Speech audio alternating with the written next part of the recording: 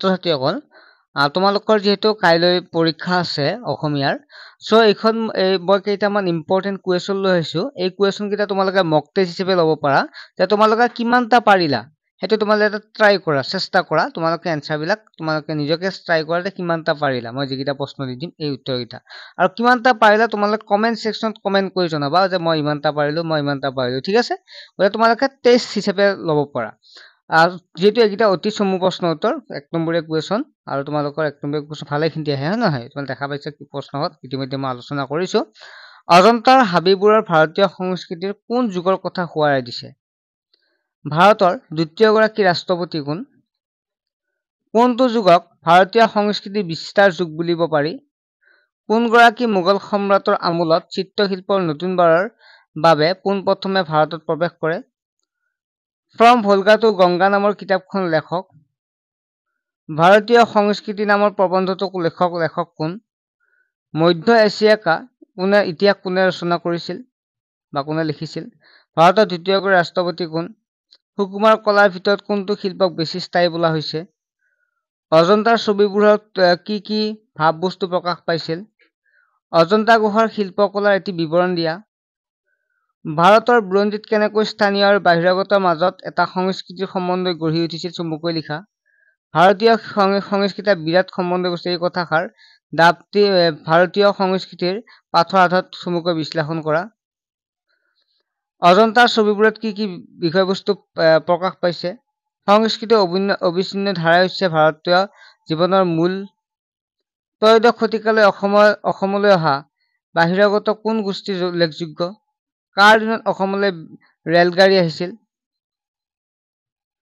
বৌদ্ধ ধৰ্মৰ মূলমন্ত্ৰ কি প্ৰাচীন কালৰে পৰা অসম দেশ কিহৰ বাবে প্ৰসিদ্ধ আছিল জনজাতীয় গোষ্ঠীক অন্য কি নামেৰে জনা যায় আব্দুল ছাত্তাৰ অসম সাহিত্য সভা কি পদত অধিষ্ঠিত হৈছিল এই গোটেইবোৰ হ'ল স্বতঃপ্ৰণোদিতভাৱে হোৱা প্ৰক্ৰিয়া এই কথাষাৰৰ অন্তৰ্নিহিত অৰ্থটি বুজাই লিখা কিছুমান স্পেলিং ভুল আছে সোনকালে কৰাৰ কাৰণে গতিকে তোমালোকে এইটো মই পঢ়াই দিছো এডজাষ্ট কৰি ল'বা অসমৰ পুৰণি সাহিত্যৰ সমলবোৰ কি কি উল্লেখ কৰা অসম বৈচিত্ৰ্যপূৰ্ণ জনগোষ্ঠী সংস্কৃতি বৈশিষ্ট্য ৰক্ষা কৰিছে কথাষাৰ তাৎপৰ্য মুকলিকৈ বুজাই লিখা সব বুজি পাইছা তোমালোকে ইয়ালৈকে চাবাচোন ইয়ালৈকে কিমানটা পাৰিলা তোমালোকে কমেন্ট সেকশনত জনাই দিবা ঠিক আছে ইয়ালৈকে কিমানটা পাৰিলা কমেন্ট সেকশনত জনাই দিবা কাৰণ এইটা বহুত ইম্পৰ্টেন্ট হয় ঠিক আছে বিশেষকৈ আমি যদি চাও 1 নম্বৰীয়া হিচাপে যদি আমি চাও তেতিয়া হলে 21 নম্বৰলৈকে তোমালোকে ভালদৰে চাবা ঠিক আছে 21 নম্বৰলৈকে ভালদৰে চাবা এইটা ইম্পৰ্টেন্ট হয় বাকি দিহলীয়া প্ৰশ্নখিনি আমি ইতিমধ্যে আলোচনা কৰিছো আৰু আলোচনা কৰিম বাৰু আৰু দুই এটা ভিডিও ইম্পৰ্টেন্ট দি দিম তোমালোকে চাবা আৰু পৰীক্ষাত ভাল এটা ৰিজাল্ট কৰিব চেষ্টা কৰিবা ভাল হ'ব চিন্তা কৰিব নালাগে চিন্তা কৰিলেহে তোমালোকৰ অসুবিধা হ'ব চিন্তা নকৰিবা ভালদৰে লিখি যোৱা ঠিক আছে ঘৰত থাকি সৰু ল'ৰা ছোৱালীক যদি ঘৰতে অনলাইনত ক্লাছ কৰিব বিচাৰিছে 99 টকা তেতিয়াহ'লে ভাইটিয়ে খুব ধুনীয়া এটা পদক্ষেপ হাতত লৈছে গতিকে ল'ৰা ছোৱালী ইংৰাজী গণিত আৰু সমাজ বিজ্ঞান গতিকে 5 6 7 8 9 10 6 7 8 9 10 এইকেইটা ল'ৰা ছোৱালীক ক্লাছ দি থকা হৈছে ধুনীয়াকৈ আপোনালোকে ঘৰতে বহি পেলাই ধুনীয়াকৈ ক্লাছ কৰি থাকিব পাৰে অনলাইনত আৰু এনে যাই থাকাতকৈ লাইভ ক্লাছ পাব নোৱাৰটো আমি সুধিব পাৰে নোটছ বিলাক আমি সম্পূৰ্ণ দি দিম আচ্ছা বিলাকো কিনিব নালাগে আৰু নাম্বাৰ কিবা আছে নেকি নাম্বাৰ আছে নাম্বাৰটো মই দি দিছো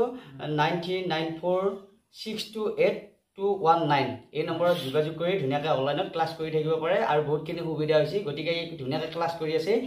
কিমান মান দিন আমি 2-3 বছৰৰ